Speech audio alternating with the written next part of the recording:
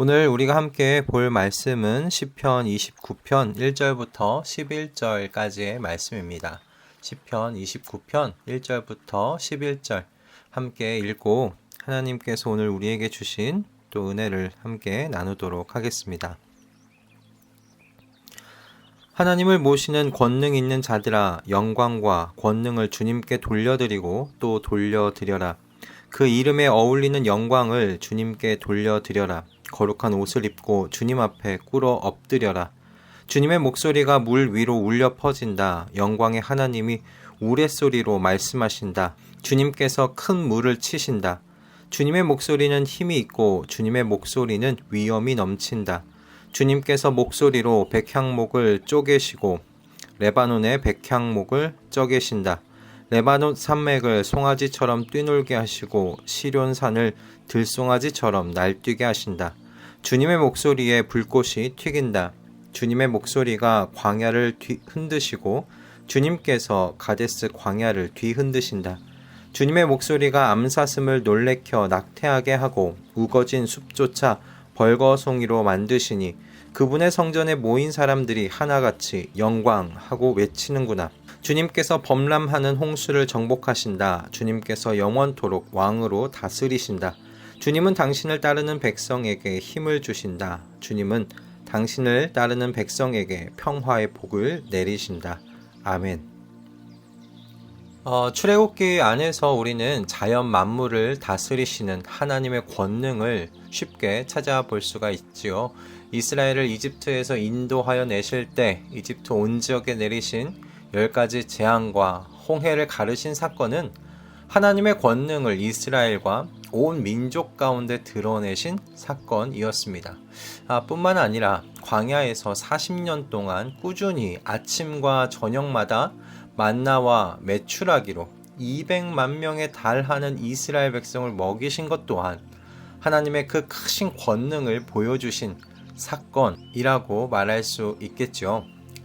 이와 같이 자연 만물을 다스리시는 하나님의 그 권능의 모습은 구약에서뿐만 아니라 신약에서도 우리는 하나님의 아들이신 예수 그리스도 안에서 발견할 수가 있습니다. 생각나는 대표적인 이야기로 저는 말씀으로 풍랑을 잔잔하게 만드셨던 이적을 뽑을 수 있을 것 같다고 생각했는데요. 예수님께서 배에 오르시고 이제 거라사라는 지역으로 가시는 중에 그 배가 큰 풍랑을 만나게 되지요. 물이 배 안으로 밀려 들어오고 배가 큰 풍랑에 뒤집힐 위험에 빠지게 되었을 때 제자들이 예수님을 찾습니다. 그런데 예수님이 어떤 상황이셨어요? 잠들어 계셨어요. 그 큰 풍랑이 일고 배가 움직이는데도 불구하고 잠에서 깨지를 않으신 겁니다. 이 두려움 속에서 죽을지도 모른다는 이 위기감, 이 두려움 속에 애가 탄 제자들이 어떻게 했습니까? 주무시는 예수님을 흔들어 깨웠어요. 그리고 예수님께 말했습니다. 우리가 죽게 되었다고, 살려달라고 애원했어요. 성경은 예수님께서 일어나셔서 바람과 바다를 꾸짖으셨다 그렇게 우리에게 전하고 있죠. 그리고 바다는 곧바로 잔잔해졌습니다. 구약에서도 그리고 신약에서도요, 성경은 동일하게 자연 만물을 다스리시는 하나님의 권능을 숨기지 않고 드러내고 있어요. 여러분, 그런데요, 성경 속에 지금 드러나고 있는 하나님의 이 권능을 잘 살펴보시면요, 하나님께서 이 권능을 아무 이유 없이 그냥 쓰신 적이 없으세요. 언제나 하나님의 권능은요, 하나님의 백성들과 연관되어 나타나고 있다는 것을 여러분 발견하실 수 있을 겁니다. 애굽에 하나님께서 내리신 10가지 재앙, 하나님께서 이집트가 마음에 들지 않으셔서 그냥 내리신 겁니까? 아니죠. 종으로 애굽에서 고통당하고 있는 하나님의 이 백성 이스라엘을 구원해 내시기 위해 사용하신 것 아닙니까? 홍해를 가르신 것 또한 마찬가지죠. 애굽의 군대로부터 이 하나님의 백성인 이스라엘을 지키시고 하나님의 큰 영광을 모든 민족에게 보여주시기 위함, 목적이 있었습니다. 만나와 메추라기는 어떻습니까? 여러분, 그것은 온전히 하나님의 백성을 위해 사용하신 하나님의 권능이셨어요. 바다와 바람을 꾸짖으신 예수님의 이야기, 이 또한 마찬가지입니다. 예수님께서 제자들을 향해 무엇을 두려워하느냐, 이 믿음이 적은 자들아 라고 말씀하셨지만요, 여러분, 그들을 위해 풍랑을 잔잔하게 하시는 주님의 권능을 거기서 사용하신 겁니다.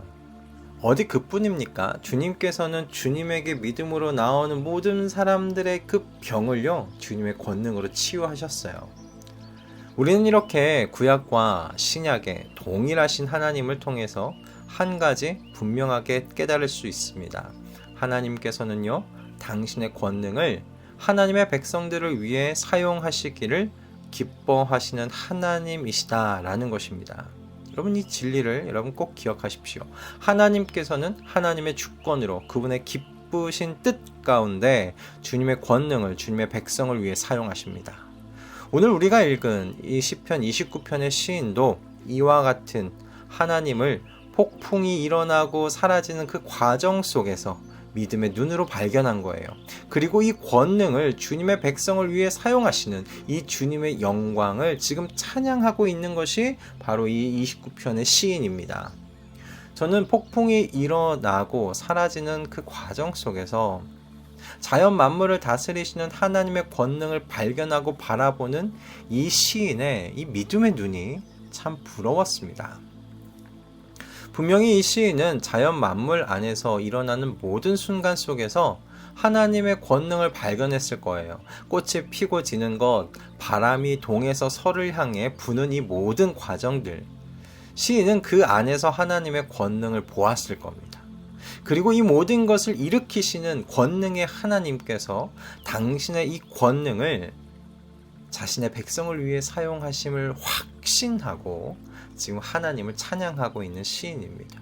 저는 이 시인의 이와 같은 믿음의 눈이 참 욕심이 났어요.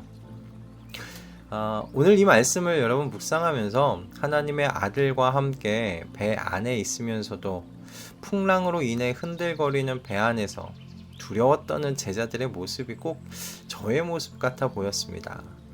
그리고 그 모습이 이 시인과 너무 대조되는 거예요. 시인은 하나님의 아들이신 예수 그리스도를 알지 못했지만 자연 만물 안에서 하나님의 권능을 발견하고 그 권능을 하나님의 백성들에게 베푸시는 그 하나님의 영광을 보고 있지 않습니까? 얼마나 대조가 돼요. 그런데 우리 주님께서 그런 저이기 때문에 제 눈높이에 맞춰서 폭풍을 잠잠하게 하시는 예수님을 바라보게 해주셨다 생각이 듭니다. 폭풍을 잠잠하게 하시는 예수님의 이 이야기에서 참 중요한 건 믿음이 적은 제자들이었지만 예수님과 한 배를 타고 있었다라는 사실이라는 거죠. 바람과 바다를 말씀으로 잔잔하게 하실 수 있는 권능을 가지신 하나님께서요, 같은 한 배에 타고 있다는 사실이 여러분 그게 중요한 것 아닙니까? 한 배 위에 권능인 주님께서 타고 계시는 한 여러분 믿음이 적은 자일지라도요, 주님의 권능의 그늘 아래 있는 겁니다. 여러분 절대로요, 그 배는 바다 아래로 가라앉을 수 없어요. 믿음이 적은 자가 있는 위치, 그 위치만 바다에 빠질 수 있는 건 아니잖아요. 그 배는 절대 바다에 가라앉지 않아요. 그 배 위에 계신 주님께서요, 그것을 용납하지 않으시기 때문에 그렇습니다. 여러분, 예수님과 같은 배 위에 탔던 제자들이 폭풍우 속에서 구원을 얻었다는 것을 깊이 묵상해 보실 수 있기 바랍니다. 그들의 믿음이 적었을지는 모르지만 주님께서는 믿음이 적었던 주님의 백성들을 위해 주님의 권능을 사용하셨습니다.